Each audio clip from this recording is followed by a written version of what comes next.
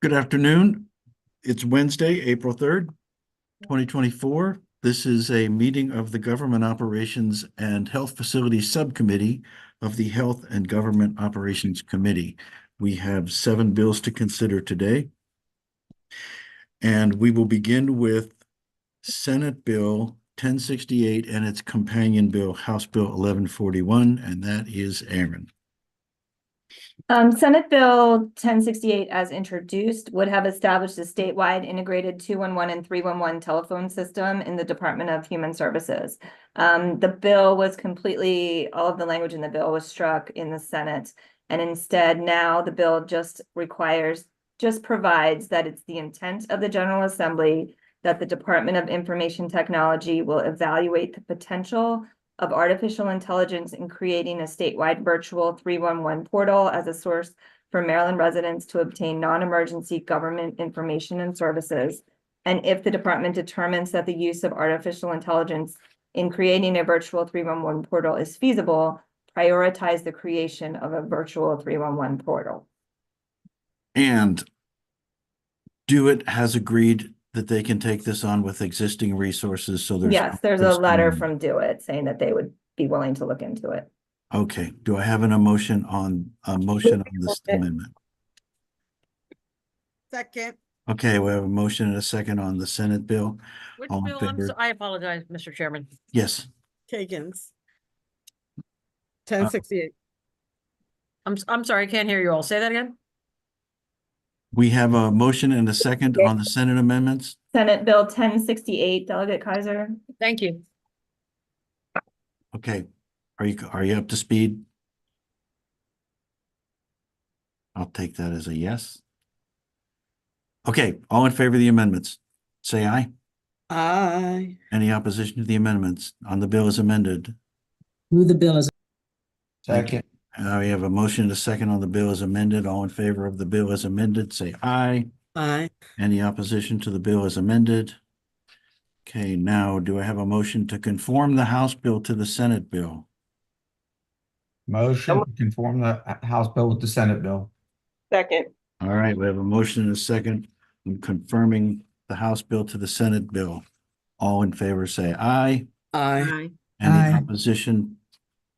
No opposition. Okay, these Okay, bills, Mr. Chair. yes. So I'm looking at my agenda that was sent out, and it has April 3rd, 11 o'clock teleconference, 1140, HB 1141, 280, SB 280, 290, 292, 107. and No, 10. it's an indentation.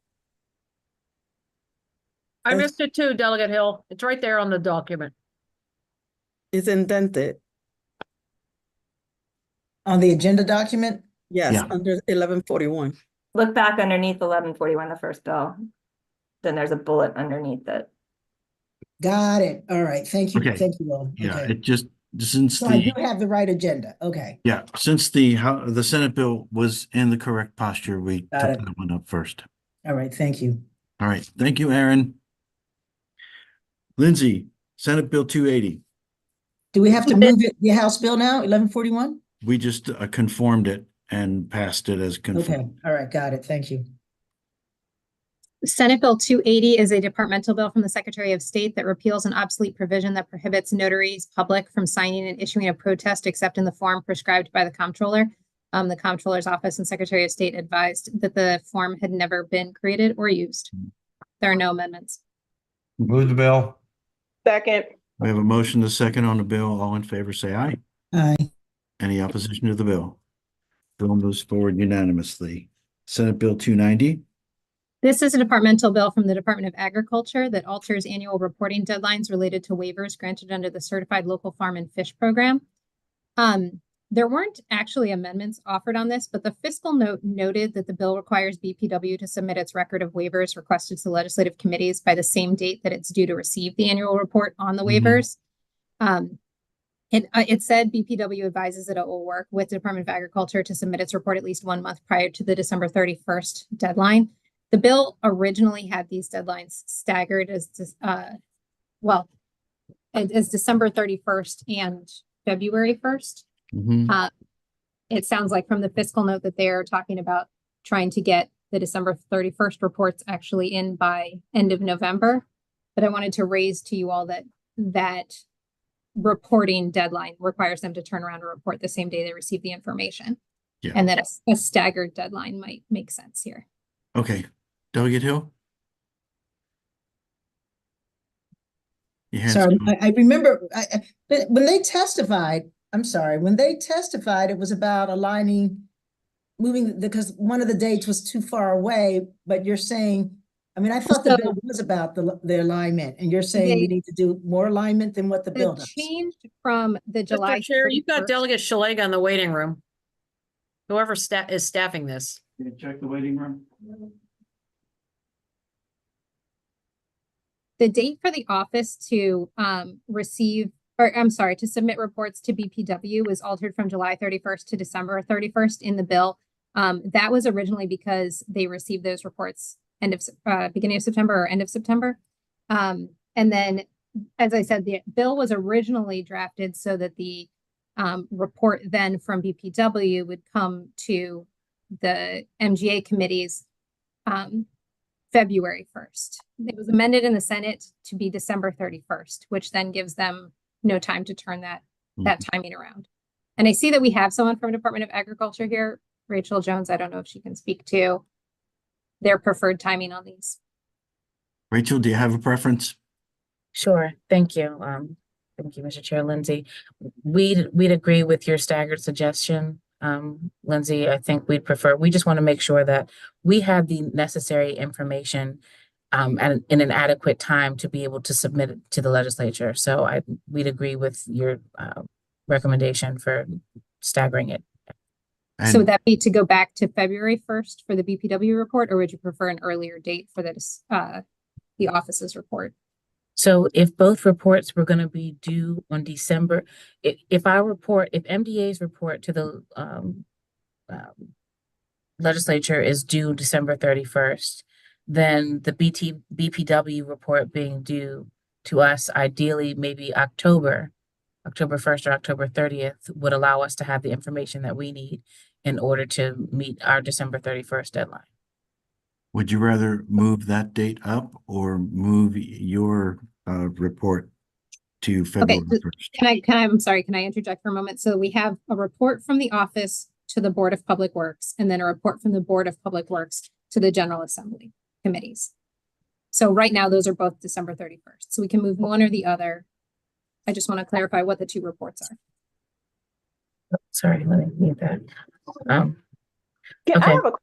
Do you know why they changed it in the Senate? I do not. No. So would it resolve it? Because I mean, it can go either way.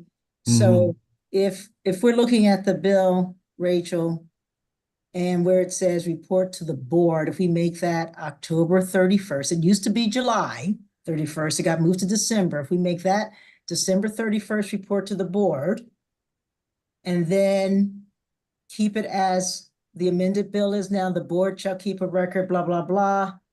And a copy of the record to the Senate Committee on Education, report to Energy, Environment, the House Government Operations on December 31st, right? And that would allow everything to be in before the new legislative year. So I would suggest it's maybe going the board report to October 31st, which is both later than the original July 31st, but earlier than the bill suggested December 31st. Page 2, line 24. Yes, that'd be fine with us. So I'd like to move that amendment. Second. We have a motion and a second to amend the bill to read October 31st rather than December 31st on page 2, line 24. And that does it, right, Lindsay? Yes. Okay, we have a motion and a second. All in favor of the amendment, say aye. Aye. Any Aye. opposition to the amendment? Delegate Alston, your hand is still up. Thank you. Okay, on the bill as amended. Move the bill.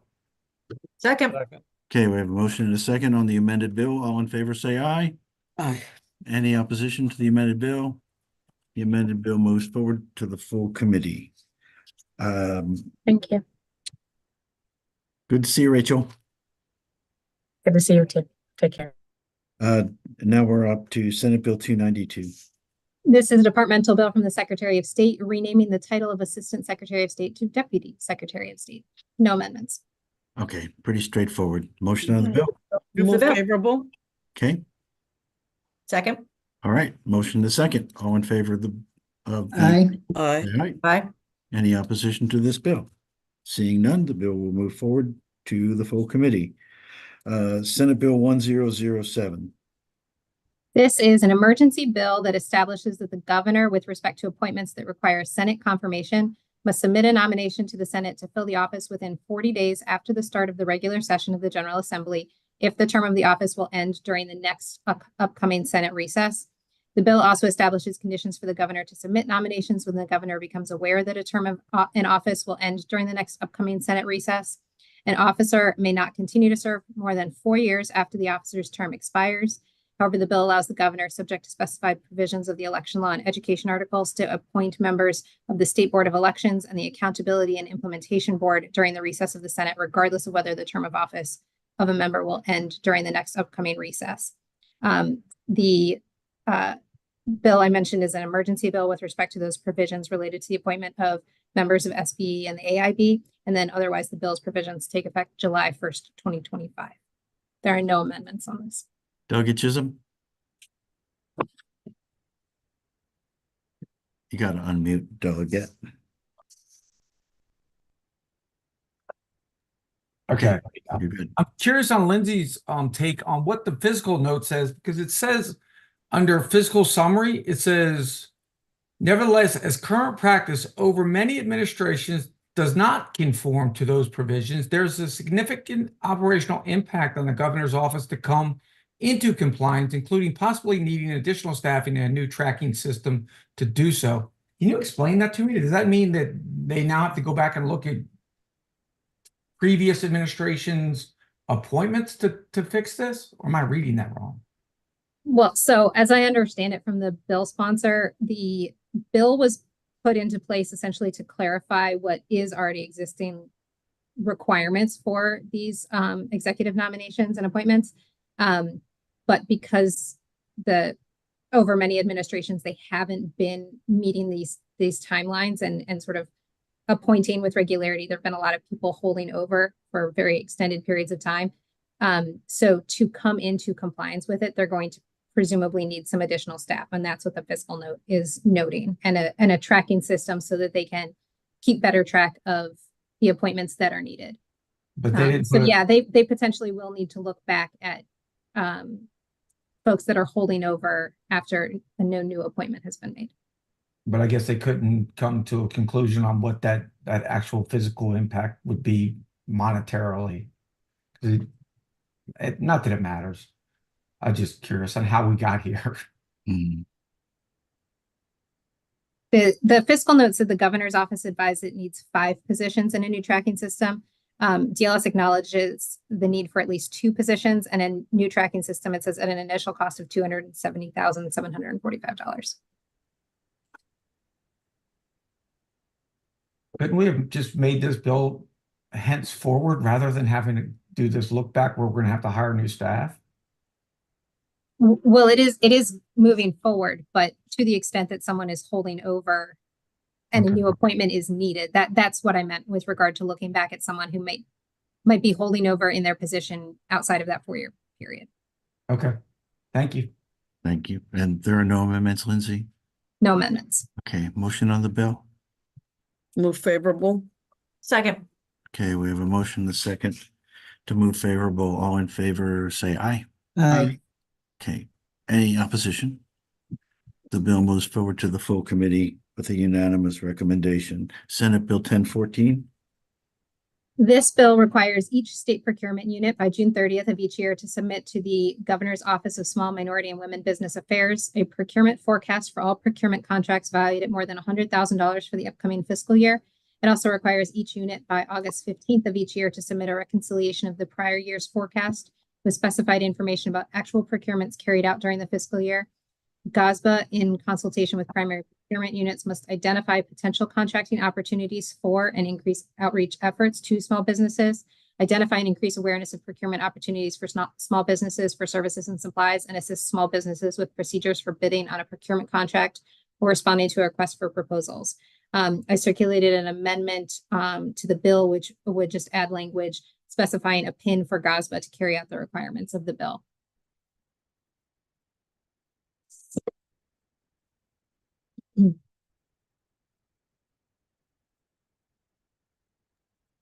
Motion on the amendment?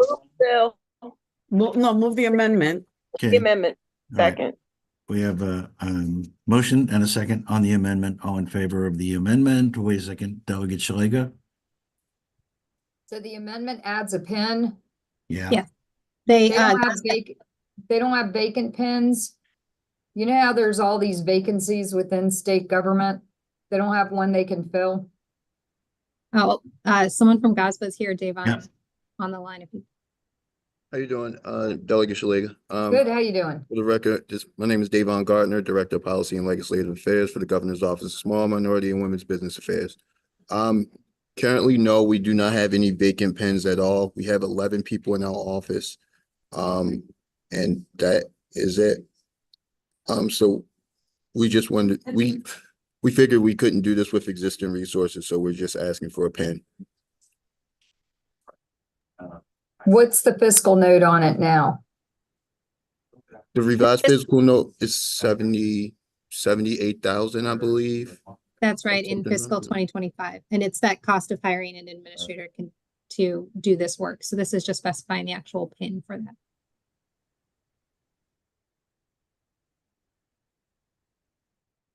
Any other discussion? Delegate Chisholm? Why does that fiscal note increase every year then? Because is that just for cost, is that COLA increases to go to 92.7 to 96.8 to 101 and then 105? Davon, any?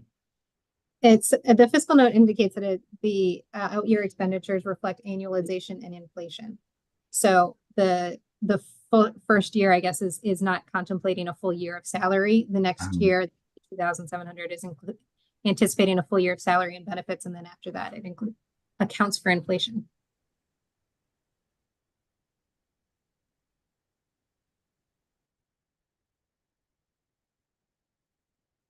Okay. Any other discussion on the amendment? Motion, we had a motion and a second on the amendment. So all in favor of the amendment, say aye. Oh, Delegate Kaiser? You're still muted?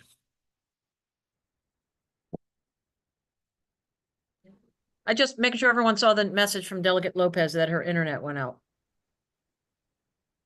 So has left us briefly. Okay. Thank you.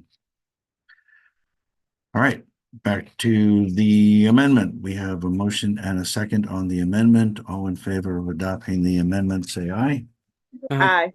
Opposition to the amendment? Delegate Shalega? I'm opposed to the amendment. Thank you. Okay. Any other opposition to the amendment? Okay, on the bill as amended, Move bill as amended. Second. there's a motion and a second on the bill as amended. All in favor of the amended bill, say aye. Aye. Aye. And who is opposed to the amended bill? No, I see no opposition to the amended bill. The bill will move forward to full committee with a favorable report. And that brings us to the end of our agenda, correct, Lindsay? Yes. Okay, thank you, everyone. I will see you in full committee at 3 o'clock for voting, and we are adjourned.